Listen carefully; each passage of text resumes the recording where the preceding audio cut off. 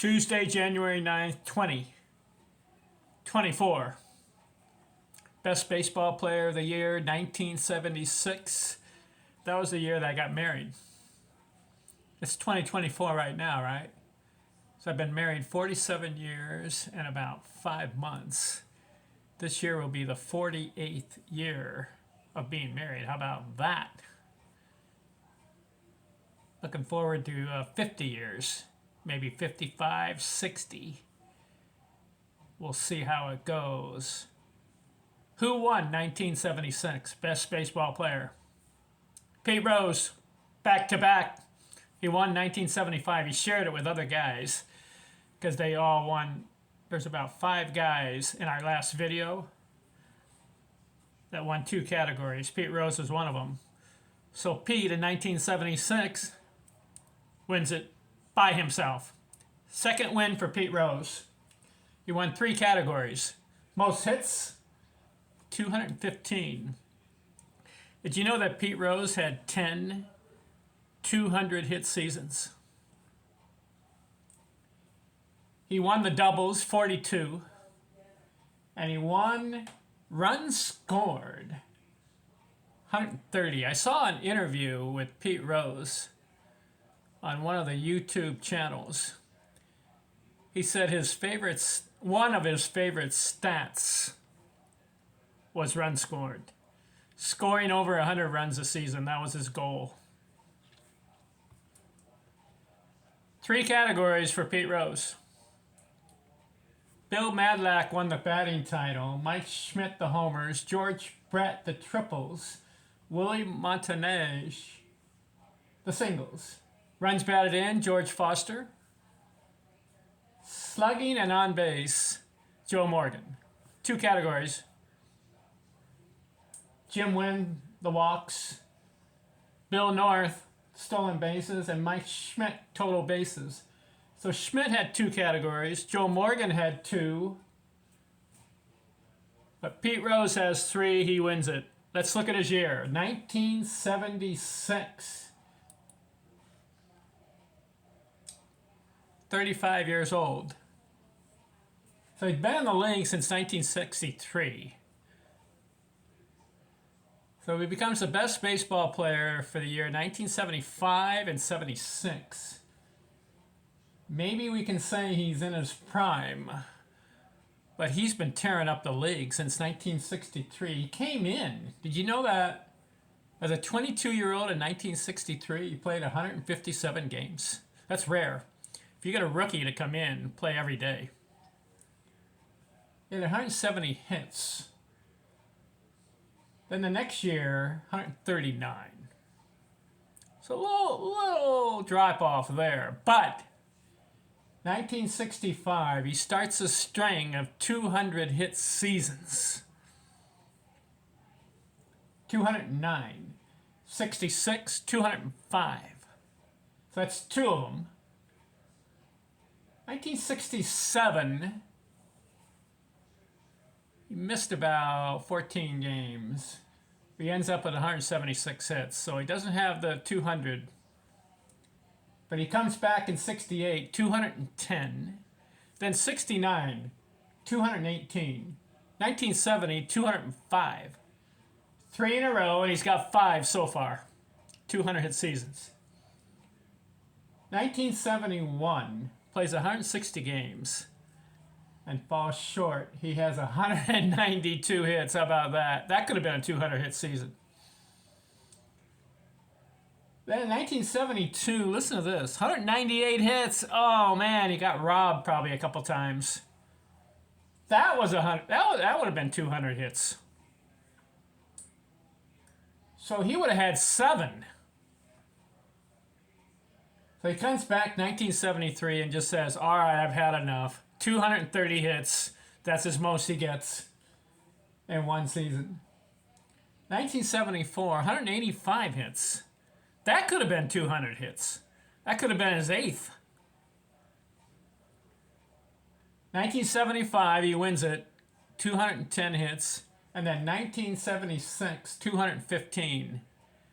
1977, he goes 204. 1978, 198 hits. 1979, another 200 and hit season with 208. So let's recap here. 1965, 1966, that's 2. 1968, 3, 200 hit seasons. 1969, 4. 1975. 71, he could have had it. He had 192. So that could have been 6. 1972, he gets 198. That could have been 7. 1973, 230. That's 8. 1974, 185 hits. That could have been 9. 1975, 210. That's 10. 1976, 215 hits. 11. 1977, 204. That's 12. 1978, possible, 198. He had 198 hits. That could have been 13. 1979, 208. That's 14. He had 10. But it's possible he could have had 4 more. That would have been 14 200 hit seasons. But listen to this. 1980, he gets 185 hits. That could have been a 200 hit season. That could have been his 15th 200 hit season. In 1981, there's a strike, so he gets 140. So he couldn't have got it there. 1982, he plays the whole season, but he drops off to 172 hits. Maybe he couldn't get it there because in 1982, he's 41 years old, Pete Rose, and still gets 172 hits. Drops off in 83, 121, then 107. He keeps playing until he's 45 and dropped off. But I'm looking at his stats, Pete Rose. He could have had 15 200 hit seasons, but he ended up with 10. Incredible. And we all know that he's got 4,256 hits, which is the most. He's got 2,165 runs scored. I told you that he liked the 100 runs scored seasons, and that was his goal. He had 1, 2, 3, 4, 5, 6, 7, 8, 9 100 runs scored seasons. And there were 3 other seasons where he had over 90. Those could have been 100. So he could have had 12 100 runs scored seasons. Of course, the record, I believe, is Henry Aaron. He had 15 100 runs scored seasons. Pete Rose had 14,053 at-bats. And he has a .303 career batting average. Way to go, Pete. You maintained over 300 for your score. His high was 348. Had a 335, had a 338, 316, 307, 323. So he's a 300 hitter. He played 24 years and, like I said, 14,000 at-bats. To me, I would have liked to have seen a little higher career batting average, maybe the 320s or 330s. But if you play 3,562 games, toward the end of your career, the batting average will go down. For example, in 1985, you played 119 games and batted .264, so that's going to affect your career batting average. He also said some other years. He had played 162 games and batted .271 one year, so you can see that affects it. But that year, he was 41 years old. The only thing on Pete Rose I would have liked to have seen was more RBIs. He only had 1,300. Did you know that Pete Rose never had 100 RBIs in one season? I'd like to have seen that at least a couple times. Also, I would have liked to have seen a 400 batting season. He's one of the players that could have done it. He had a 44 game hitting streak. You know that, right? 44 games. Not too many guys get into the 40s. I think there's only 2 or 3 other guys. George Sisler, I believe. Willie Keeler. Ty Cobb had a 40. And then, of course, Joe DiMaggio's 56. You got to give it up to Pete Rose here. I mean, the 200 hit seasons is incredible. That's more than Ty Cobb did. The 4,256 hits. Rose had about 3,000 more at bats than Ty Cobb. If Ty Cobb gets those 3,000 more at bats, he would have more hits than Pete Rose. You got to look at, yeah, that's just a fact. You got to look at that. Who's a better hitter, Ty Cobb or Pete Rose?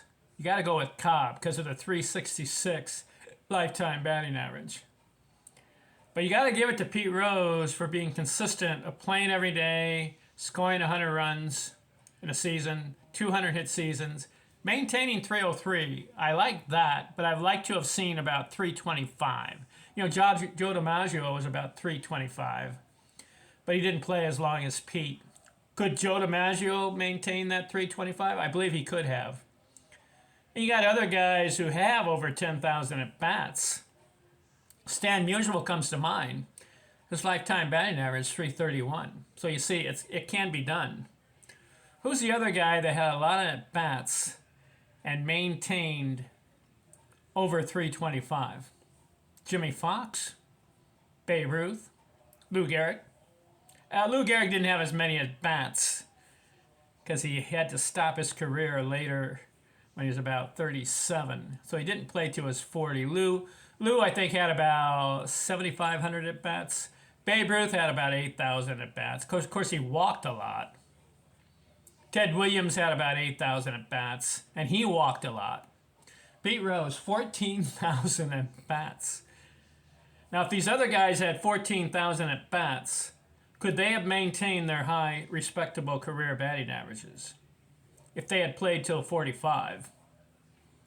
So that's what Pete did. He kept playing and playing, and as a result, the career batting average was affected. Ted Williams was 344 a lifetime. Yet he had about, I can look it up. If you want the real stat on that one, let's look it up. Ted Williams. How many at-bats did he have? Ted Williams. I've got him here. I just go to my computer, go to Baseball Reference, and we'll look it up. All right, let's see. I've got it. Yeah, I was right. Ted Williams had 7,706 at-bats and maintained 344 career. So Pete Rose had what, 14,000? We'll just round it off. And Ted Williams had 7,700. That's a difference of 6,300 at-bats. What would Ted Williams have maintained if he had 14,000 at-bats? Would he still be at 344?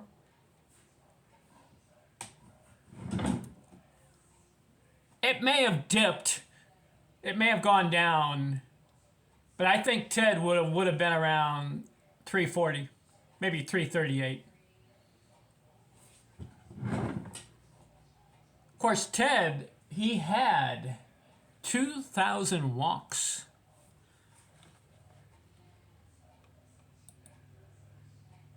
How many did Pete Rose have? 1,500.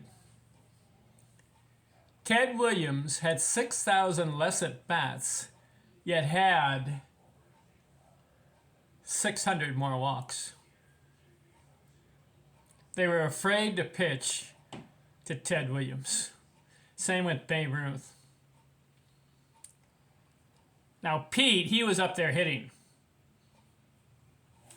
So I don't think Pete wanted to take the walk. He wanted the base hit, and as a result, he got over 3,000 singles, just singles.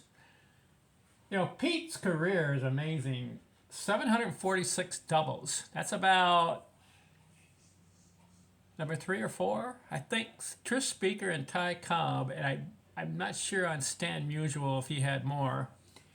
Did Stan Musial have more doubles than Pete Rose? I can look it up. Stan Musial. Let's see. How many doubles did he have? 725. So Pete had more doubles. You know, Stan Musial had 10,900 at bats. And he maintained 331 career. Pete, about 4,000 more at bats. If Stan Musial has 4,000 more at bats, would he have maintained a 331 career batting average? It may have dipped. Because, of course, the older you get, you're not batting as high. Maybe some guys are. So I think Stan would have been about 325 if he got about 3,000 more. He would have maintained. So that was my point. I wanted Pete Rose to be in the 320s or 325 career batting average. He's at 303. Here's another guy that we can speculate on this one. Have you heard of this guy named Ty Cobb? Yeah, let's look at this guy, Ty Cobb. How many at-bats did he have? He had 11,440 at-bats and maintained 366. All right, let's look it up. Pete had 14,000. We're rounding it off. And Ty Cobb had 11,000. That's 3,000 difference. If Ty Cobb had 3,000 more at bats, would he have maintained 366? No, it would have dipped. It would have gone down. But here's an interesting fact on Ty Cobb.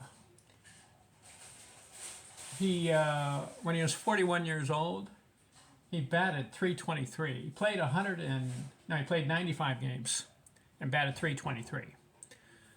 So he's not, it wasn't a full season, but he's not batting in the 250s toward the end of his career. He's still maintaining over 300, in fact, 323. In fact, the year before that, when he was 40, he played 133 games. So that's like missing 20 games. He batted 357 as a 40-year-old. So would we say that Ty Cobb would have dipped if he had played another 3,000 at bats? A little bit. So he's at 366. He probably would have ended up 360, maybe 355. I don't know if you go all the way down to 355 because it would have only been about 3,000 at bats, right? How many games would that have been? Well, if it's 150 games, let's see. 3,000 at bats divided by, let's say, 150 games.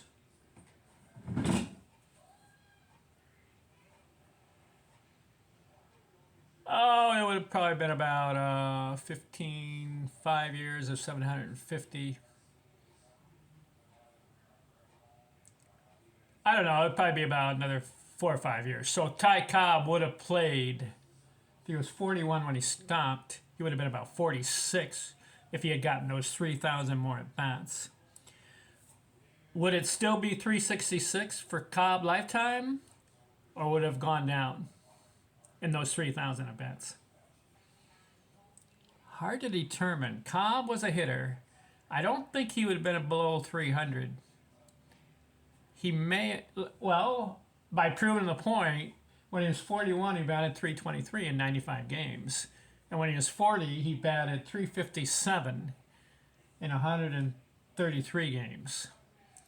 So maybe Cobb would have been about 360. I think that's fair. What am I trying to say here? Your career batting average can be very much respected over a long career if you maintain it at a certain level. Pete Rose maintained 303 with 14,000 at bats. Cobb 366 with 11,000 at bats. Stan Musial 331, 10,000 at bats. Ted Williams 344, 7,700 at bats. Babe Ruth was in the 8,000s, and so was Lou Gehrig. Gehrig 340 career. Babe Ruth 342 career. Jimmy Fox was in the 8,000s at bats, 325. Anyways, covering Pete Rose for the year 1976. Very good year. Let's get back to him. Here, I've got him on here.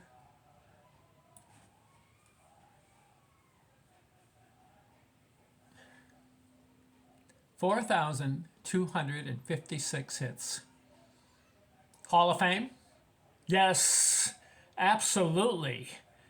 Does Pete Rose belong in the Hall of Fame? Without a doubt. How can you keep him out? Look at the numbers. What is the Baseball Hall of Fame about? It's about the accomplishment on the baseball field.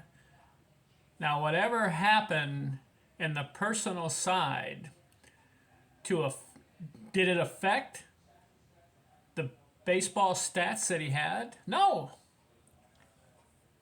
2,165 runs scored, 4,256 hits, 303 career, 746 doubles, 1,300 RBIs, 10 200 hit seasons, batting titles, 3 world championships. Pete Rose, he was in the history of baseball, you have to look at Pete Rose as being a solid baseball player. One of the greatest baseball players of all time. Not the greatest, but one of the greatest. Where would I put him in my top rankings? I would put him, I'd say, in the top 15, right? And I'd say 15 other guys ahead of him. Sorry, Pete. But I like the other guys that are ahead of you, Pete, with the career batting average and the RBIs. Now, you beat him in the hits. You beat him a lot in the doubles and the 10 200 hit seasons. But you fell short on the RBIs, and to me, you fell short on the career batting average. 303 is good, but it's not up in the upper echelon of like 320s, 330s, 340s, 350s. I like to have seen that. But of course, since you played so long, I can understand it's hard to maintain that high level, to get way up there if you're playing until you're 45 years old. I understand that. But that would be my argument as far as putting Rose in I'd say about maybe 10 to 15 guys ahead of him in my rankings. But I'm going to say it right now. Pete Rose deserves to be in the Hall of Fame. And in my book, he's one of the greatest baseball players of all time. Of all the 16,000 or 17,000 ball players that ever played in this game, from the 1870s up to the present, he's in my top 15. Pete Rose, incredible player. All right, 1976 is in the books.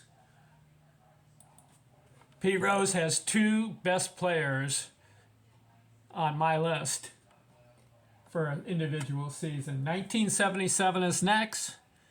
Guess who comes back? Stay tuned, and I am out.